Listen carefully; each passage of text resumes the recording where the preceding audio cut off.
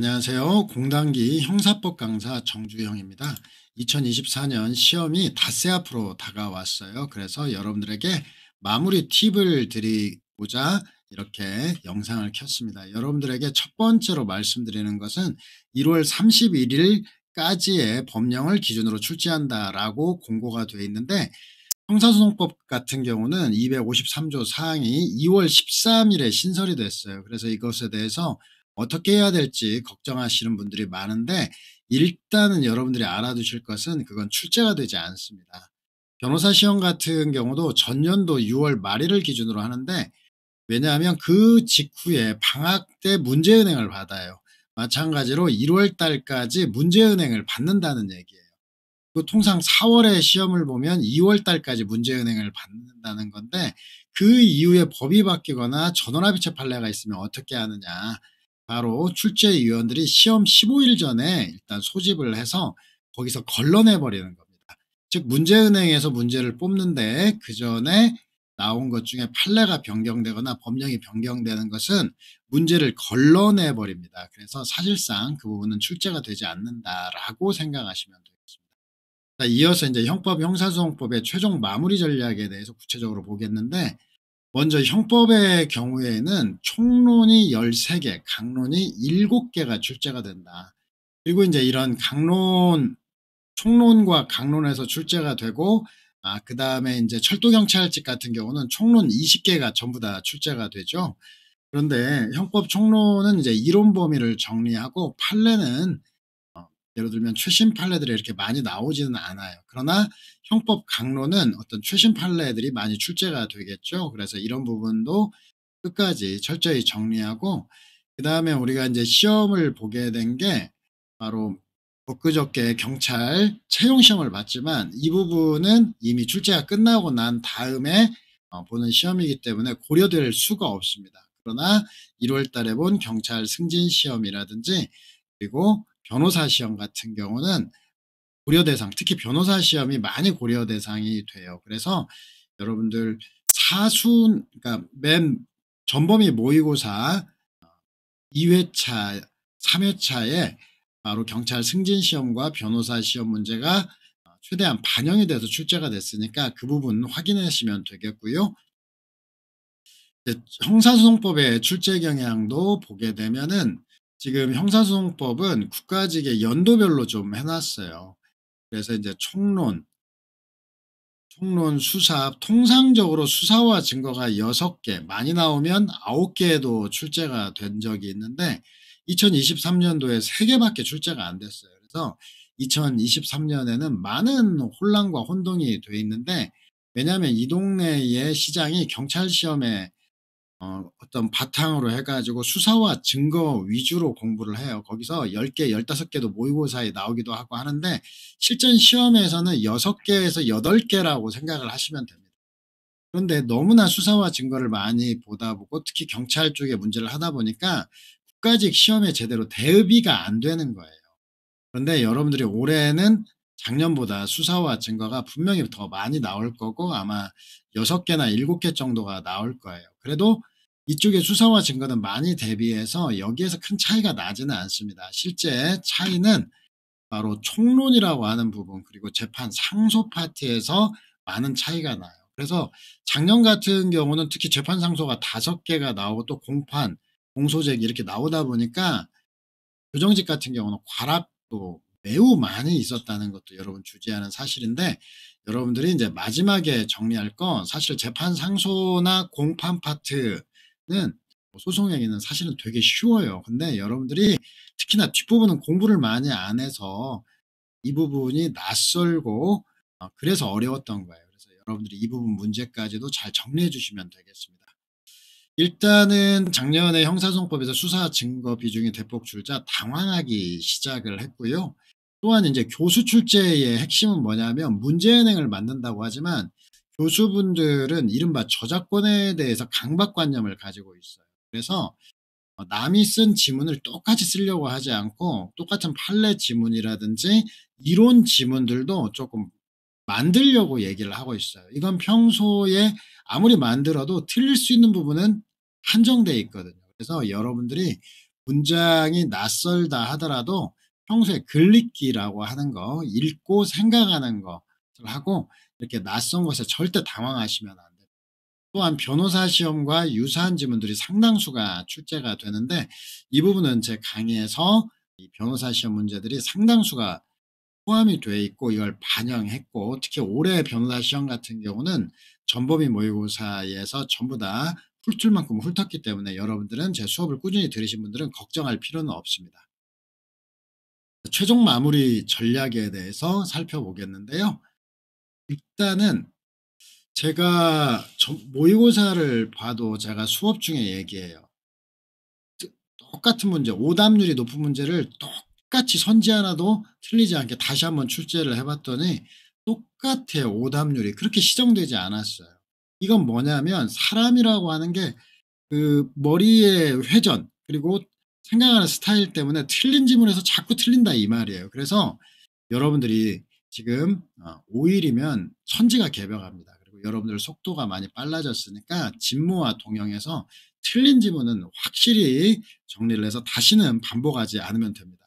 그리고 최신 기출문제, 자 이거 동영 모의고사에 다 들어가 있고요. 최신 판례도 동영에도 있고 형법은 별도의 특강도 있으니까 특히나 최신 판례 같은 경우는 어렵지 않습니다. 결과만 보는 거예요. 기존에 있던 판례들이야 변형도 하고 취지를 가지고 여러 가지 하지만 최근에 있는 판례들은 많이 분석이 안 돼 있기 때문에 그냥 단순한 결론이에요. 그래서 최신 판례는 결론 위주로 반복적으로 보시고, 그다음에 이제 단순 암기 사항도 챙겨야 되는데 너무나 집중해서는 안 돼요. 그래서 단순 암기 사항에서 예로 들면 형사소송법의 즉시 항고 규정이라든지 예비 음모 처벌, 그다음에 그러니까 형법에서 예비 음모, 형법에서 형벌론, 그다음에 형의 감경 규정 같은 부분 정리해 놓은데 포스트잇을 붙여요. 그래서 이걸 시험 직전에 눈으로 확인하고 가서 시험지 딱 펼치고 나서 눈으로 확인된 부분만 맞춰봐도 충분합니다.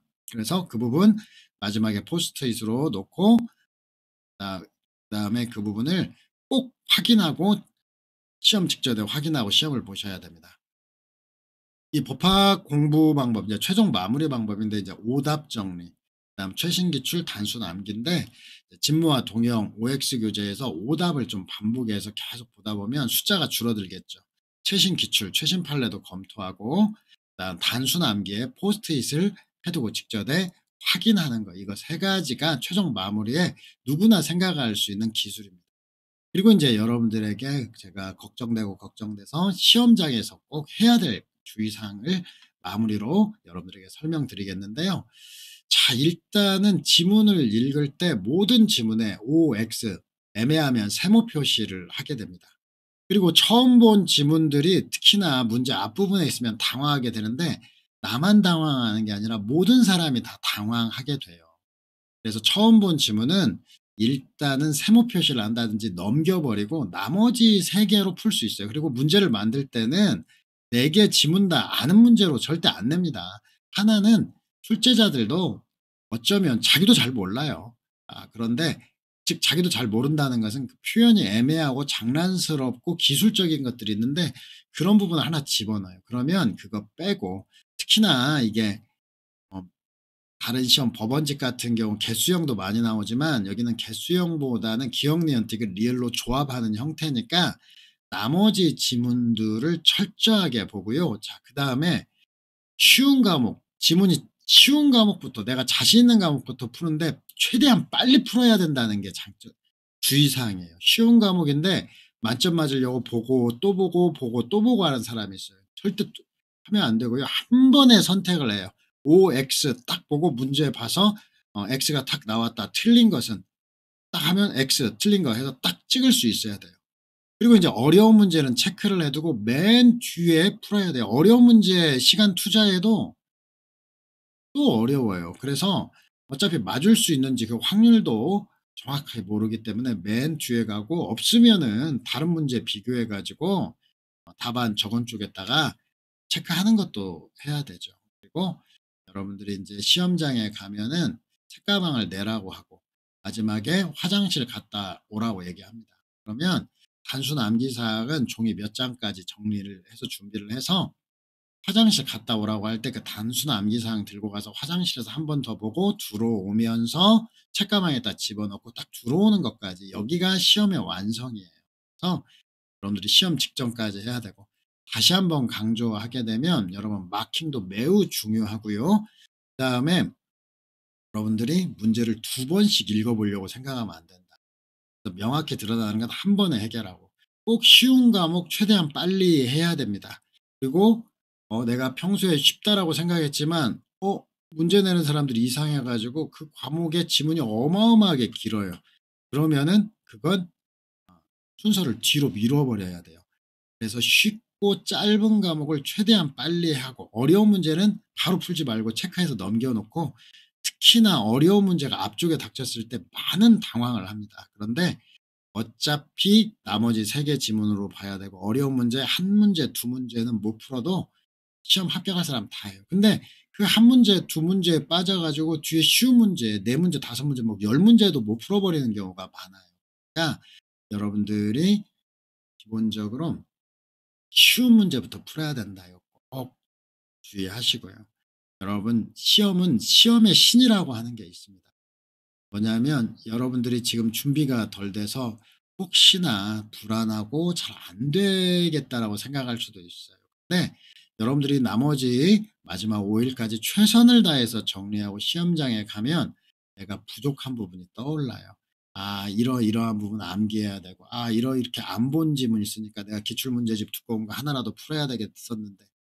그래서 혹시나 공부한 지 얼마 안 되신 분들은 시험을 보고 끝나자마자 바로 술 마시고 그냥 잊자 하지 말고 내가 부족한 부분을 메모해 두세요.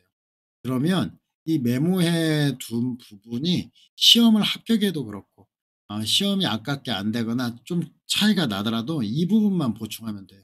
시험을 합격하시는 분들도 이 메모를 통해서 나의 인생을 돌아보고 내가 또 이렇게 중요한 시험에서 이런 실수를 다시 하지 않는 그런 것들이, 그런 실수를 반복하지 않는 교훈이 될 수도 있습니다.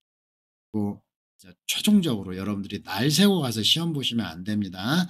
시험 보는 시간 100 분밖에 안 되기는 하지만 여러분들이 날 세고 가면 실수가 잦아요. 그래서 정말 잠이 안 온다고 할 때는 눈 감고 한두 시간이라도 꼭 그냥 눈 감고 있으면 돼요. 그래도 피로가 풀립니다. 그러니까 여러분들이 마지막까지 여러분 컨디션 조절 잘 해야 되고요. 그다음에 시험 날도 조금 일찍 일어나서 먼저 가서 한번 보고, 그다음에 마지막에 화장실 갈 때까지 단순 암기사항 확인하고 들어가는 것까지가 시험의 완성입니다. 여러분들이 뿌린 만큼 거둘 것이고, 그다음에 여러분 노력한 것이 다 좋은 결과로 나타날 것입니다. 다만 한 가지, 여러분들이 당황할 수 있다. 이 당황은 시작할 때 어려운 문제를 잡았을 때 당황이 나타납니다. 그래서 쉬운 과목 그리고 어려운 문제 한두 개는 틀려도 어차피 다 어려우니까 상관없다 라고 생각을 하고 일단 넘기고, 쉬운 문제부터 빨리 풀고 마지막에 가서 천천히 읽어보는 것도 좋은 도움이 될 것입니다. 여러분들의 합격을 기원합니다. 감사합니다.